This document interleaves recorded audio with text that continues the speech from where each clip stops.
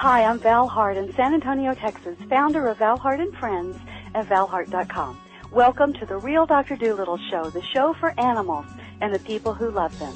I've been called a real-life Dr. Doolittle many times in my career as an expert animal communicator, behaviorist, pet psychic, and master healer.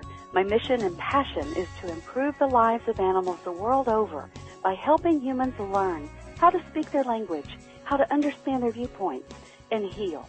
After all, our love of animals helps us be better humans, and the more balanced and healthy we are, the more balanced and healthy they can be too. Be sure and look for my CDs on iTunes. And to find out more about my work and to receive your free Quick Start Animal Talk course, just go to my website at valhart.com. While you're there for a limited time, you can also apply for a complimentary Happy Animal Assessment session. And if you want to learn how to be your own Dr. Doolittle, check out the world's first complete Animal Communication Made Easy system, available now on my website at valhart.com. Thank you and enjoy the show.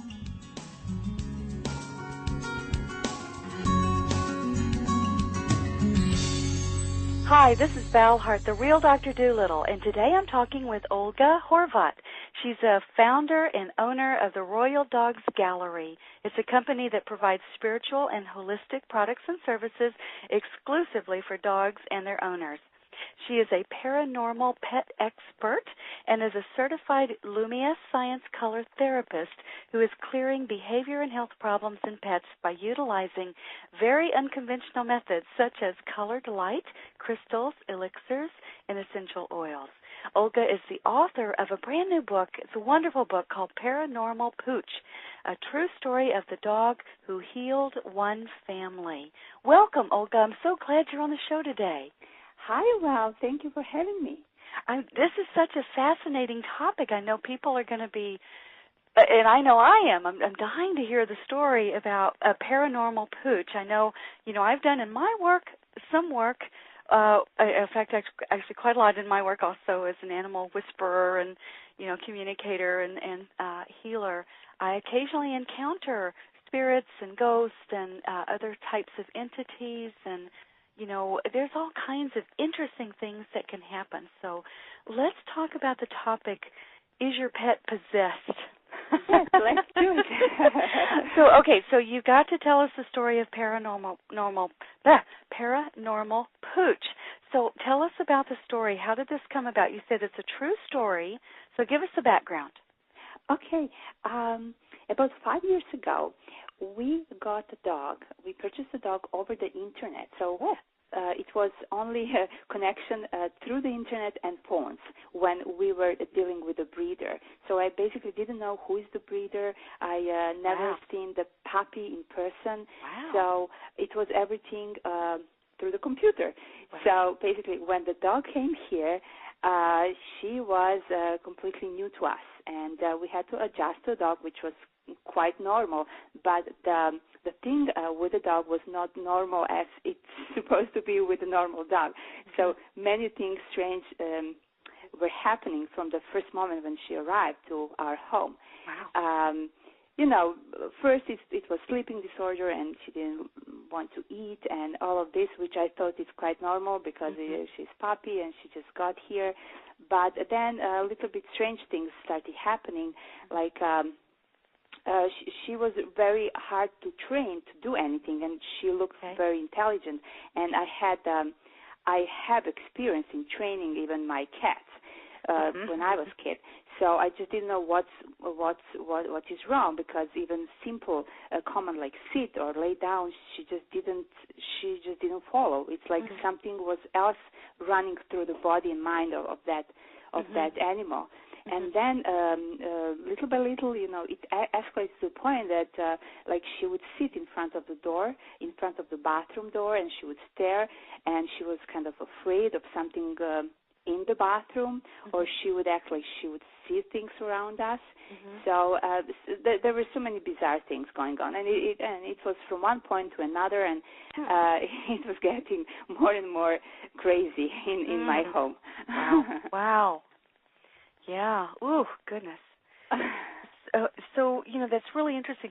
I can kind of feel our listeners going, oh, well, my dog does some odd things occasionally too, or maybe that's why they're not training very well or quickly, right. So maybe yes, maybe no, maybe it's just we've got some other issues going on, but it could be that there's something else actually going on. Okay, so keep going. So what happened next?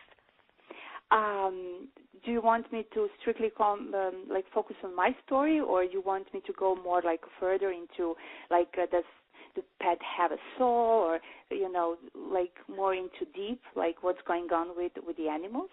Well, you certainly. I would definitely want to get to that, but I would love to hear a bit more about your story, because where we are now is you got this dog off the internet. She comes in and she's odd. Something's very not right with her. And so can you give us an overview of what happened? How did you come to write the book? I mean, you said that it's a true story of a dog who healed the family, and this is your dog. Right. What's your story? Yeah. Can you tell us a little bit more? I decided to write a story, to write a book many years after the fact. So it was not intentionally. I had to do a lot of research for myself to figure it out why everything that happened, why it happened to us, why it happened to my family. Because all the events were taking place, it was within a period of 4 months. It was so fast and so... we were in Twilight Zone. We didn't know what's happening. It was crazy, and it was negative. The first 4 months while we had a dog, everything was going. It was out of control, and I just realized that we are surrounded with negative energy, and where is this coming from? And at that moment, at that time, we were just going from one accident to another accident. And we had my husband got fired. My daughter had a problem at school. She was almost expelled from the school from nonsense reasons. I was actually fired from my voluntary work, which was crazy. I mean, who would fire somebody who does voluntary work? What was we got in trouble with neighbors, with coworkers, with everything was falling apart. And then at one point my husband was seriously sick. He almost died. And while we were going, I wake up in the morning and think, what's going to hit me today? What's going on? Because it was unbelievable. And the only connection, the only rational thing that I would come up with is why is this happening? And when it started is when we got to the dog, and when everything when we went through all the procedure of having her and I finally decided I'm going to adopt the dog and all that, and we went through a tough time with her. And then I started researching and reading book and talking to paranormal pet experts too, and basically paranormal experts, not just in pet, but much broader area. And that's how I started connecting dots and figuring out what was happening and who was she and how she became possessed, or what was in her, what kind of spirit or what was attached to her, and why she was bringing bad luck to us. So, but that happened 2 years after when I collected so many information for myself. I said to myself, it must be, it's a valuable information, so it could help somebody else. It could help somebody else who is in the situation we were. Because I didn't know what to do and how to clear up the mess we were in. Because we were in big mess for about 4 months. And then it stopped. When she was gone, it kind of stopped. And then I started clearing up, reading. And, I joined a lot of animal organizations. And over the Internet, they have talks, they talk about many things, paranormal things also. Right. So I've got so many information, and I figure it out, like what was going on. And I started believing in something that I even didn't know that it exists, that animal can get possessed. Yeah. Okay. Wow. Okay. Oh, I'm just dying to finish the story. But this is a good segue into whether our pets actually have souls. So let's talk about that for just a moment, and then we'll talk about spirits and possession and all of that. So, sure. So you said there are some ways to identify whether your pet actually has a soul. Why do you say that, or what? Mm-hmm. Tell me more. I always say that if animal is capable of showing emotion, mm-hmm. if it has intelligence, and if it can feel pain, and if it can comfort one another, then it definitely has a soul. Mm-hmm. And I'll give you an example. I'm sure you saw the video. It was on YouTube about a year ago about a dog who was saving the life of another dog on a busy highway. Yes. I don't know if you've seen, because it was pretty much very popular video. Yeah. So it was, he actually put his life in danger in order to save another dog. Mm-hmm. And it was quite amazing how he did it.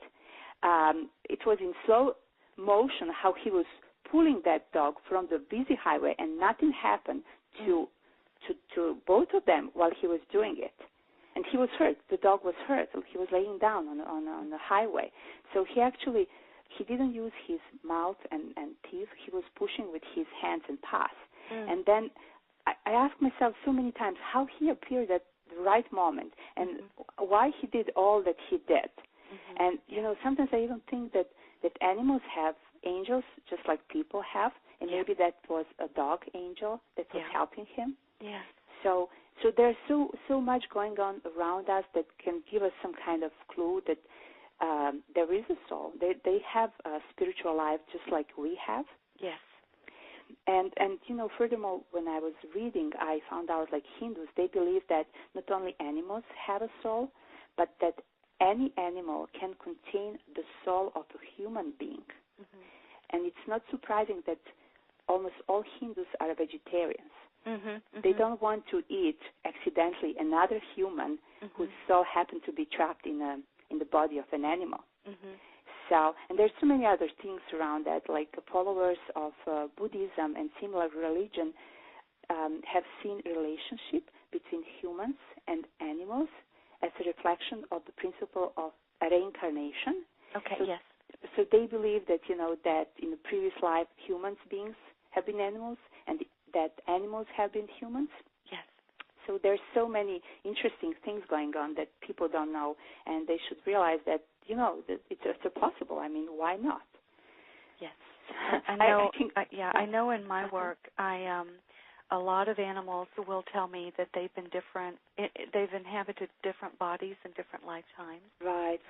And some have been human before. Mm-hmm. In fact, when I was first exploring this for myself, that was one of the experiences that I had was with a deer who had been a human, and he was so clear and told me details and the time period and showed me what he looked like, and he told me things that I couldn't possibly have known that were true. Yeah, and not the only experience I've had, but very, very fascinating work. I remember real quickly. This is really fascinating.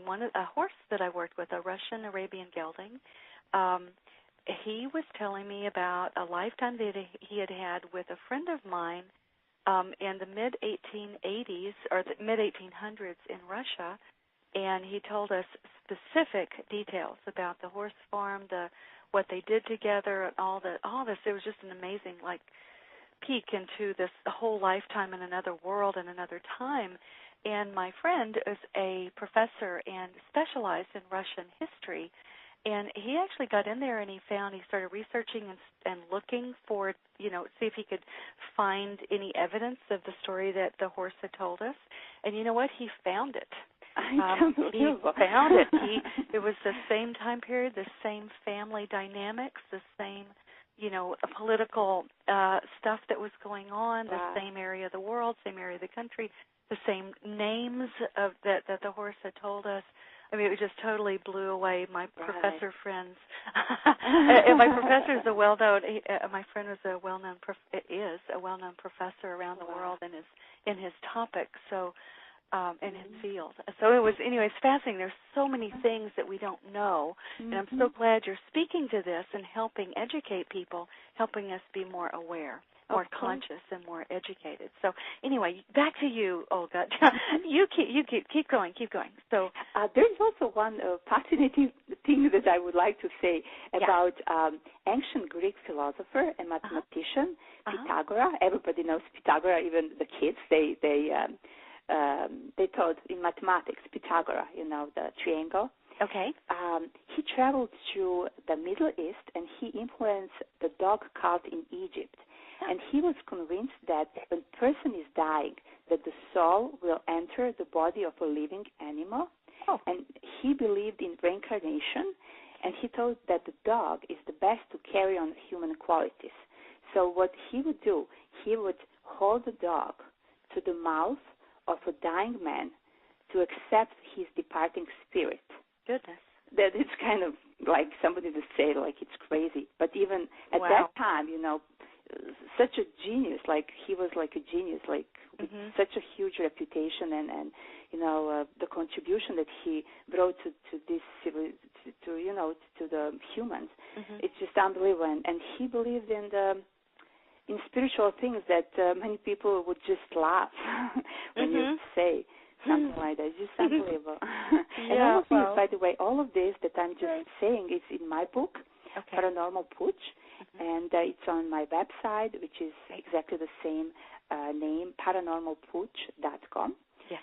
So whoever wants to learn more, like fascinating facts about dogs and animals and spirits can go and check it on my website. Excellent. So, everybody go to paranormalpooch.com. I'm going to spell it. So it's P as in puppy, ARANORMAL, P as in puppy, OOCH.com. And by the way, your book is available on Amazon, and it's such an amazing book. I hope everybody gets a copy of that and checks out your website and learns about this, because it's really important. A lot of times we just are not aware. We are so clueless about what's going wrong and what's happening. And like you said, you did all the research and you figured it out. Right. And so you're really helping the rest of us too. Right. It took me so much time and energy and effort and all of that. And then when I was doing for myself, I said, why not? Why don't show other people, what's going on? And it definitely is going to help other people to understand, and if they have problem, to know how to deal with the problem. Right. So I think, to me, and it sounds like you and I are certainly in agreement, animals definitely have souls. Yes. They have spirits. Their spirits continue after they've passed on, after their bodies, transitioned. So we believe, but why do you think other people would deny that? They would deny the existence of souls in animals? There are two reasons that I found out. They think that they basically want to continue to believe in their superiority, that they are above all creatures on the planet. That, soul belongs only to humans, and nobody else can have it. That's one of the reasons that I see. And the other is they don't want to believe that when they're eating meat, that they're eating something with a soul. Okay. Right. So, it would make them, I think, they wouldn't feel very good while having their lunch. Yeah, I understand. Right. So basically these are two reasons, main reason that I found. Maybe so. I know I run into the superiority, the human's arrogance of thinking that we're the supreme beings on the planet, which is so false. When we open to the wisdoms of other beings, other, not just animals, but other sentient beings on the planet, there's so much wisdom and so much that we can learn. In all of our science, all of our things that we've actually learned from the animals and from, the plants, which I also consider sentient, and from the world. The world has taught us things And then for us to decide that we're the supreme beings, it's really kind of laughable. Right. Especially looking at what we've done with our planet and ourselves and how dysfunctional we are and, and how disconnected we are and oh, my God, so many problems we have. I've been told that, I think it's true, animals sort of pity humans because we're the ones that need counseling and therapy and healing, and we're the ones that need the psychiatry, the head shrinkers, because we are so out of balance most of the time. We've forgotten largely how to live a good, balanced, healthy, happy life, which is something we can learn from our animals. From them. Yeah, exactly so. Okay, good. So let's talk about animals coming back after death. We touched on it a moment ago. So reincarnation, that whole concept. Do you have anything else you can share with us about that would help someone getting new to it, that's new to the concept? No, we can go to the next questions, like what happened with the animal after they die. Okay, good. So what happens after they die? What happened? First of all, do they come back?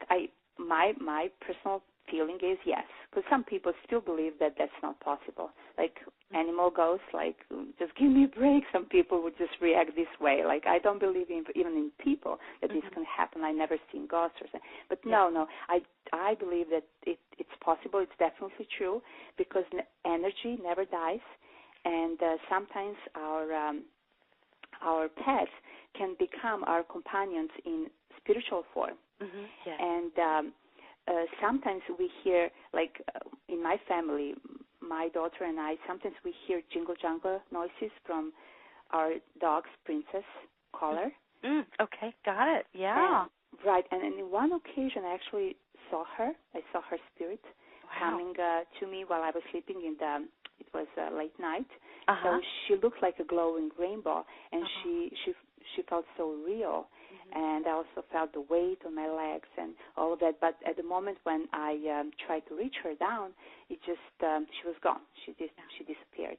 Yeah. So, experiences that I had, many people, million people have accounts the same as I did. So I just believe that it's true, and they can come back and just show us that they're okay on the other side, basically.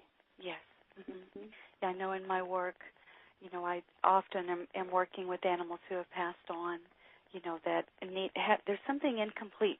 There's either a message that needs to be relayed, or their human is still in pain. They're still grieving.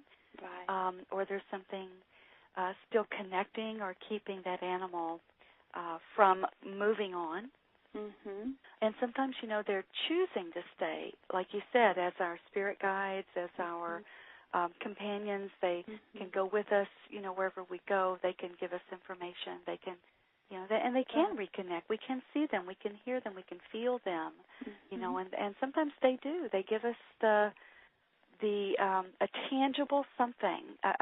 This is a fun story, but one of my clients, her horse died, and it just devastated her. And the horse was the color of a copper penny. And that had always been kind of a joke between them, something about her, connected to a penny. And after she died, all of a sudden, Shirley started finding copper pennies. And they would show up in the oddest, most bizarre places. And they would be in little pyramid piles where just a moment ago there hadn't been anything. So she would be, her desk or her table or her, dresser or, her desk or something would be clear. There's no pennies there. And she would turn away and do something, and she'd come back and there was a penny. And every time she saw that, she always knew, that was Sierra telling her that she was okay, that it was, all was well. It was okay to, to believe. It was okay to trust. It was okay to let go. So anyway, there's so many interesting things happen. Oh, yes. Yeah. Okay. So let's talk about spirits and possession. Now, this is a scary topic for a lot of people. So, and I know it can be a horrifically scary experience if someone's going through it. So let's talk about that. So, you do believe that a spirit can take possession of an animal?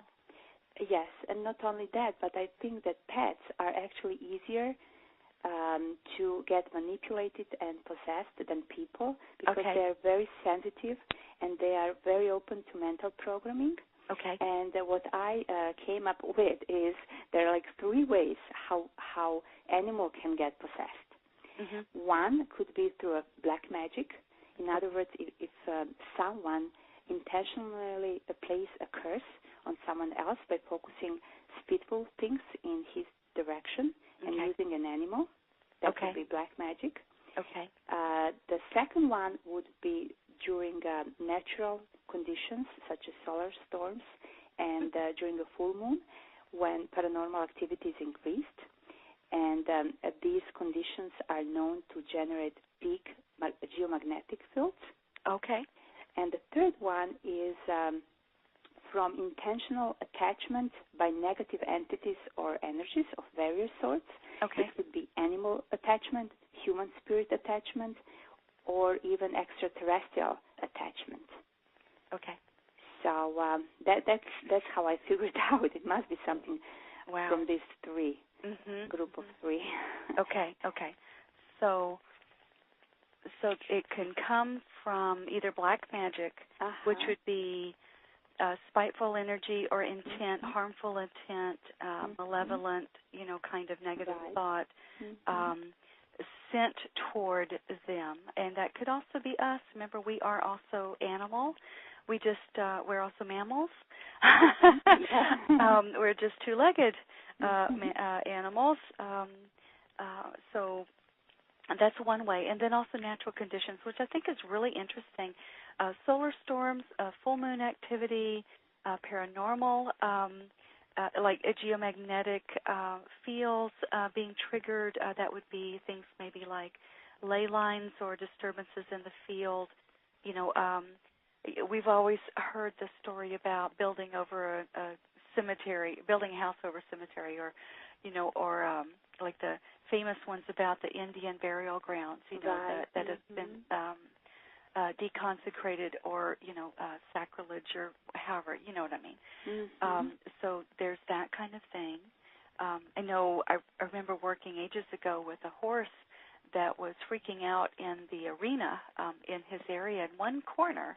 And when I tuned in, it turned out, then the horse told me, and the spirit told me, it was an Indian, and he told me very clearly that this part of this property was a sacred ground to his people. And the horse was sensitive and could see them and honored them so that it simply would not go in their territory, would not cross that boundary. So there's so many things our animals know and are sensitive to that we are not as much as we need to be in a lot of cases. So that makes sense. And then the third one would be a deliberate kind of attachment from something that's looking for a body to attach to or inhabit or something. Okay, good. Got it. So we've got those 3. All right. So let's talk about the warning signs. What are the warning signs that our animals might be possessed or that there's a problem? If you see that your pet is acting strange and out of character, that's one of the warning signs. Okay. If animal attempts to bite or attack for no apparent reason, if pet seems to hear or see or respond to something that nobody else can see or detect, that's also showing that something paranormal is going on.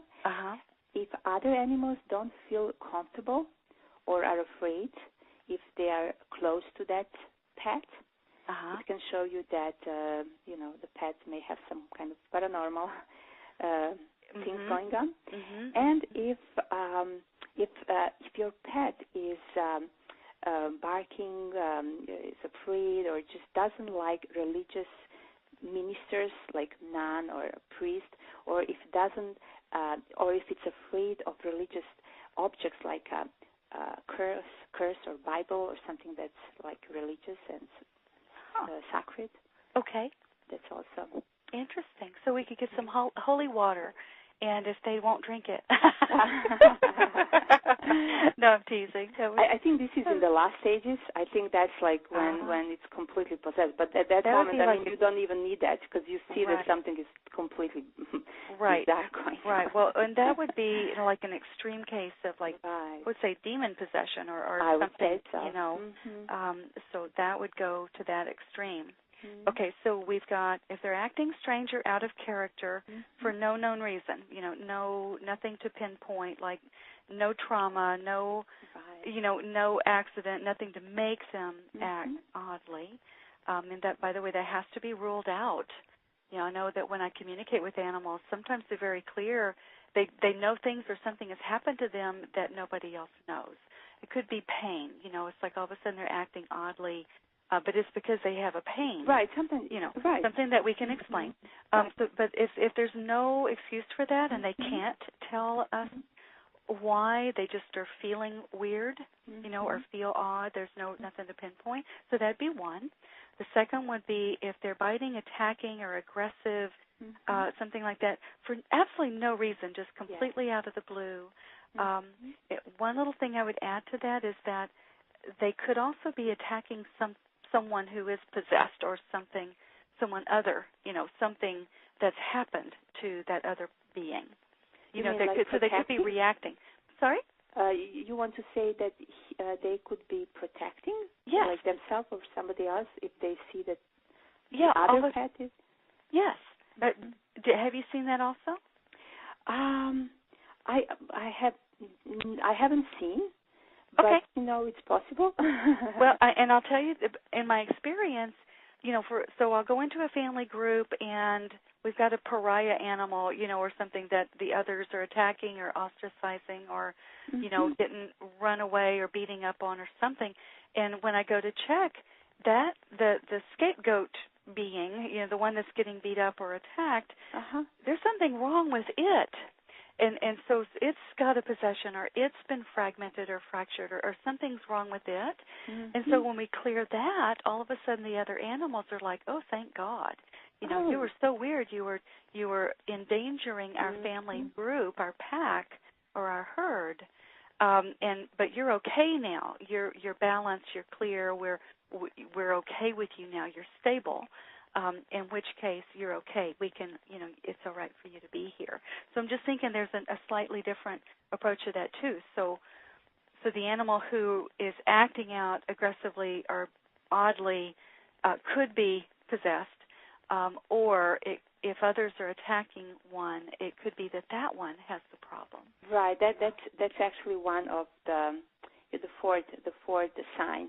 Like if other animals don't feel comfortable, so basically you explained that one. Oh, there you go. Oh, so that's how they connect? Okay, good. And then if you're noticing that they're hearing or seeing or responding to things that no one else can see or are aware of, so very odd, So staring in the corner, you know, or like you said earlier, going to the door and, you know, hanging out by the door, but kind of oddly, or following something. It's like they're watching something, but nobody else can see it. Okay, that's a good point. If other animals are afraid or uncomfortable with them, and then if they are reactive to or sensitive to religious people, people who are spiritual or like you said, priests or you know, good people that way, or religious objects. Okay, good. Ooh, got it. Okay, so those are the 5 warning signs. Got it. Whew. So here's an interesting question. What are the negative energies and secrets that we should know to avoid harmful energies in our home? What I found out is that we are surrounded with so much negative energy all the time, going from, you know, electromagnetic waves from computers, microwaves, cellular phones, and so many other electrical devices. That's one of the type of negative energy around us. Then we have negative people and harmful thoughts and emotions of others, including our own negative thoughts, also tensions and stress that all creates negative energy. And the third is from evil spirits, from another dimensions, from something that we cannot see, but obviously the most or all of our pets can see and can react. And we have to be aware that negative spirits are around us as well, and they can attach themselves to our body and also to our pets. Okay. So these are basically three types of negative energies that I see that they're around us. And because of that, I came up with a very special tool, which I call the Energy Chute, which protects us and our pets from this kind of destructive energy. And whoever wants to learn more about the product can go to my website. I have another website just created for that device. And it's called exactly the same, theenergyshield.com. theenergyshield.com. Okay. And shield is spelled SHIELD. Got it. Shield.com. Got it. And just to add to that, it's not without reason that many presidents have used psychic to protect them from negative entities. For example, Jean Dixon, she's a well-known psychic, and she advised presidents from Roosevelt to Reagan. And, many people don't know, but the most of the presidents have been using psychic and astrologists during, while they were in the White House. And there are so many things that are kind of nobody wants to tell you about because they don't want to scare you. But, they also believe in spiritual world and paranormal. And even now, psychic are sending protective shots around the White House on a daily basis because they feel that they need that kind of protection as well. Yeah. So they do believe in paranormal, even though they don't talk because they don't want to make you feel uncomfortable and afraid. But these things are happening, so we all need protection. Yes. Yes, I agree. Yeah. So if you need the tool that I invented for myself, I use it every day. I keep it in my bag. Sometimes I wear around the neck as a necklace. It's a pendant. It's a very small item, so basically it's very easy to handle around everywhere. Okay. And whoever wants this kind of protection can get from me. Just go to my website. Okay. Okay. I love that. Thank you. Okay. You're welcome. So, so that's one way of helping avoid harmful energies in our home. Are there other secrets to doing that? There are other, like imagining, like visualization, like you imagine yourself in a bubble and surrounded with a white light. Or somebody would suggest, like, imagine that there is a fountain around you, like water, and it's like protecting you. Or there's so many variations on that, like visualization. But, you really need to practice it every day in order for you to work. And I always think if you're in danger, how you're going to protect yourself, you're not going to do visualization. You're going to be so scared that, you won't even think of visualization when you're in the trouble, So that's why I have that thing with me with that pendant that I created, and it's a combination of crystals and other things, and it's pretty powerful. Okay, wonderful. That makes sense. Yeah. Okay, all right. So how can negative energy then be eliminated? How can we clear it completely, or what else can we do? Right. If this happened, although prevention is always better than, curing something. But if this happened, many people turn to church and they ask for exorcism. But, they're not aware that there are other help available besides church, especially for pets. Because who would go to church and ask for exorcism for their pets? For their pet, yeah. I haven't heard anybody doing that. So whoever has a problem and really think that something is so wrong with the pet, I should suggest them to go to a specialized professionals who are specialized in releasing negative entities from people and animals. Okay. And they are more appropriate for the job than priests because they tend to see everything through the lens of fear and damnation. Right. And, these psychic healers have high vibrational settings, and they're coming from a place of divine love. Yes. So they can do it much easier, faster, and in a humane way. And if you need, referral, if you don't know who to contact, I listed, I think 10 of them. I listed on my website, and it's completely free information. You can just go and see it. It's on my website, royaldogsgallery.com. Okay, so Royal Dogs Gallery is where that list is? I can spell for you, ROYAL, Royal Dogs, DOGS, Gallery, GALLERY. RoyalDogsGallery.com is where you have a list of specialized professionals to help release negative energies in your pets, and if you need to, but basically, I'm more focused on helping pets. Yeah. Good. Okay. Well, that's helpful. All right. Anything else? So basically, that would be it. So if you feel that something is wrong with your pet, ritual blessing or clearing the negative energy, that's the only thing you can do. And just don't leave the dog on the street, or don't take it to rescue organization, and just take care of your pets, because this is what's happening. People don't know what to do, and then they just get rid of the pet, which is really sad. And that's why there's so many pets, like millions of pets in the street, left with no owners. Yeah, exactly. So, we take our animals on. We are responsible, for caretaking them. And if they're in trouble, then they need us to help them. Of course. Not just throw them away. Of course. Which is what happens, and it's so, so sad. Oh, boy. All right. So,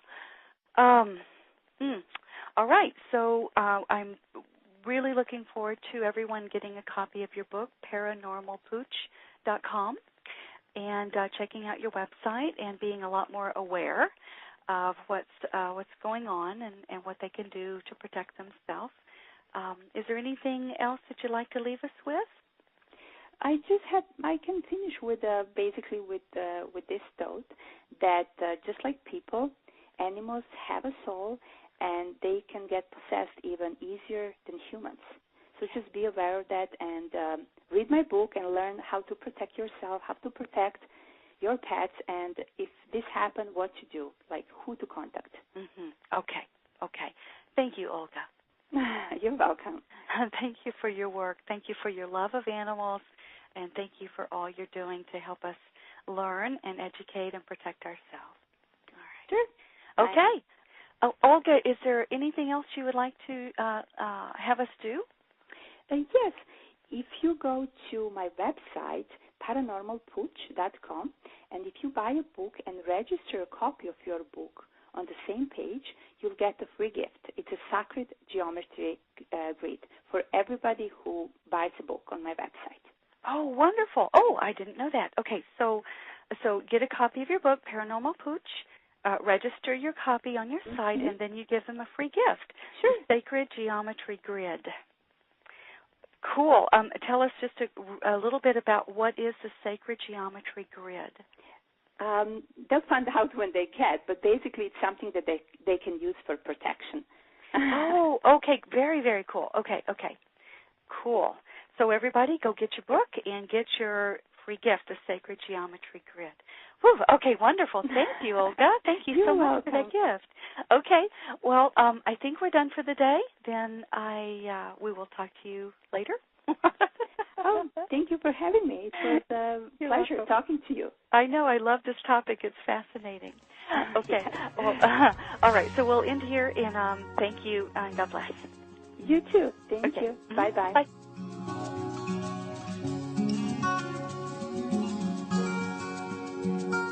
Thanks for listening to the show. For more information or to listen to other podcasts, go to valhart.com/blog.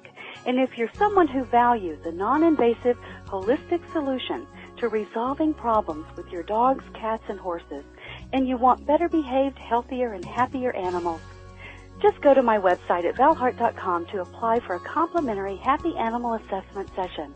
And be sure and remember to look for my CDs on iTunes. Learning how to talk with animals is fun and will change your life. So while you're there at my site, get my free Quick Start Animal Talk course and check out the world's first complete Animal Communication Made Easy system. May the love of animals bless you, teach you, inspire you, heal you, and reconnect you to the circle of life.